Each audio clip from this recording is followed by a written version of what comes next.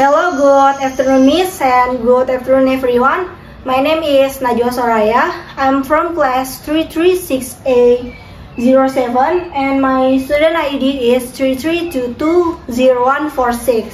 And today I will present about final project sociolinguistic, and my material is speech act, locution, elocution, and perlocution. And let's speech act. Speech act refers to an action performed through speaking, introduced by G.L. Austin and later developed by John Shaw. This theory proposed that to speak is to act. And for example, this like when someone says, "I promise to come tomorrow," they are not merely speaking, but they are performing the act to making a promise. And there are three types of speech acts. The first is locution, the second is elocution, and the third is perlocution. This is locution. The locution act refers to the literal act of producing sounds, word, or sentence. In other words, what the speaker especially says. Its focus lies in the linguistic form. This is like pronunciation, sentence structure, and lexical meaning. And this is the characteristic of a locutionary act. The first is produce recognizable sounds or words. Second is follows grammatical structure. This is like sentence, phrase, or words. And the third is carries a literal meaning without necessarily expressing the speaker's intent. And for the example is, "It's really hot in here." And the meaning locution is the speaker is stating that the room temperature is high. And then is elocution.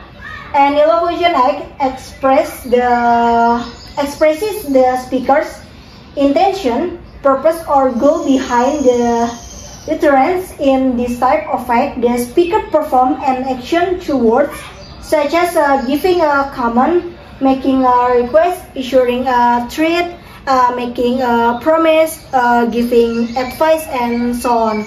And focus of elocution is not just about what it says, that's the locution, but what the speaker means or intends by saying it. And then it reflects the social or pragmatic function of the utterance. And for example, it's like, "It's really hot in here." The speaker might be hinting or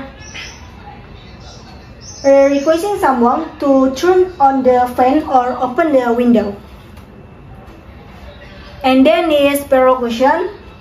Perlocutionary act refers to the effect or impact that the speaker utterance has on the listener.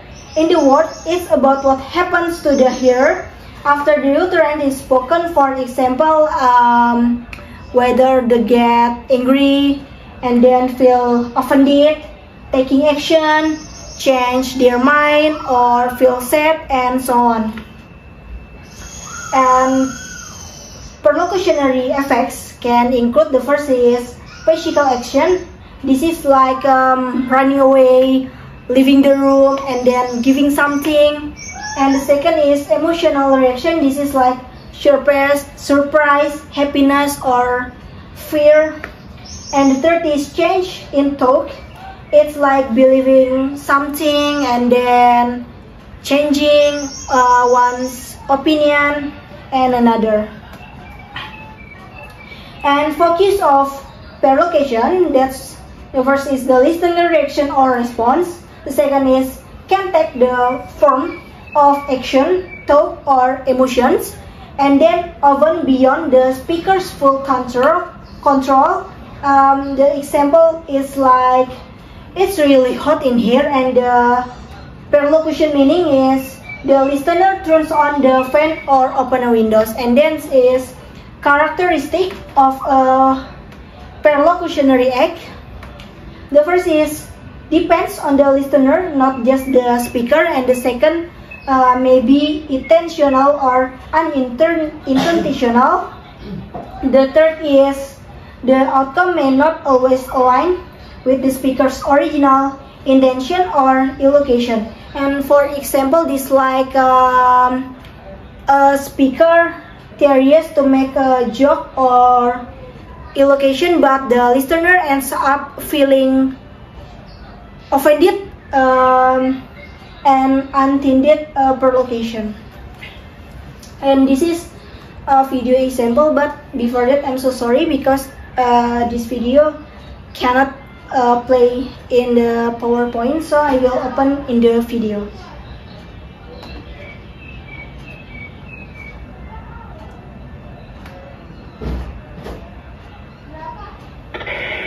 Well, what about it? You're the only one.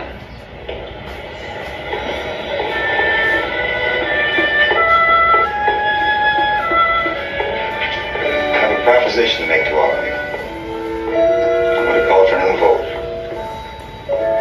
I want you 11 men to vote by secret written ballot.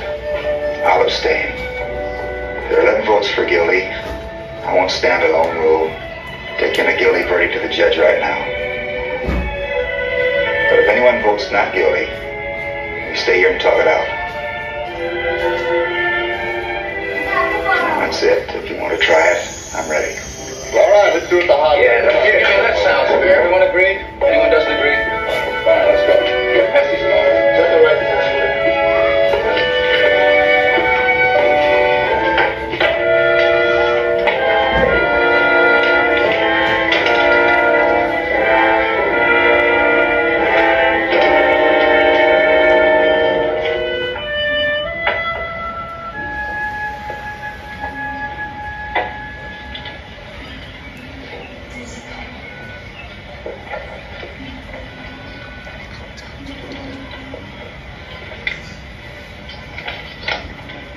Guilty. Guilty.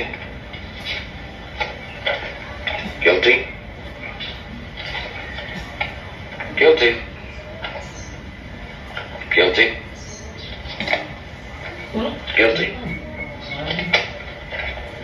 Guilty. Guilty. Guilty.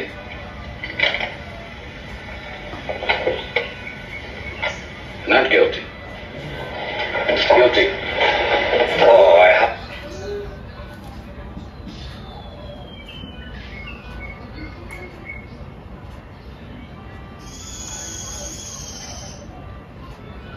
So that's the example from the all from the speech act, locution, elocution, and perlocution. And that's example video from the movie 12 Angry Men. And this is from the speech act. The sentence is from "Let's take a secret vote." It's a meaning from speech act. Invite others to reconsider their assumption and examine the case more closely.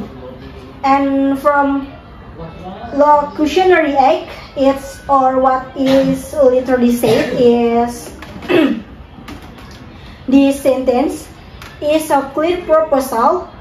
It is expressed directly using simple and unambiguous language. The focus here is on the literal form of the utterance. What is actually said, this represents the locutionary act, the production of words and their basic surface level meaning. And then from elocutionary act, or what is intended by saying it, is from juror act. Intention is to re-evaluate the group discussion in a neutral, this is pressure-free way.